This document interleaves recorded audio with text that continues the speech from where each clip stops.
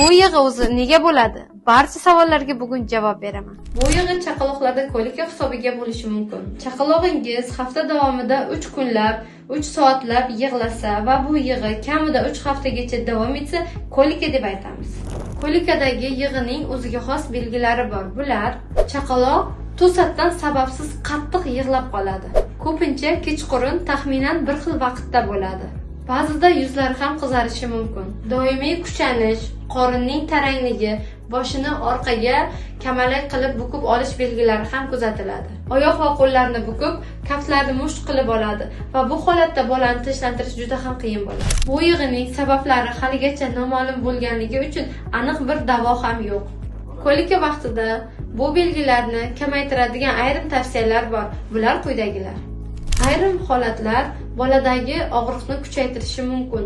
Bular ortiqcha emizish, xonaning issiq va quruq bo'lishi, onaning kofeinli mahsulotlar va sut mahsulotlarini ko'proq iste'mol qilish. Yagona isbotlangan davosi bu vaqt. Chaqaloq 4 oylikdan so'ng bu belgilar o'z-o'zidan kamayib, asta-sekin yo'qolib boradi. Kolika vaqtida 100% hammada ishlaydigan, o'z tajribam orqali sinab, natija olgan metod bilan bo'lishaman.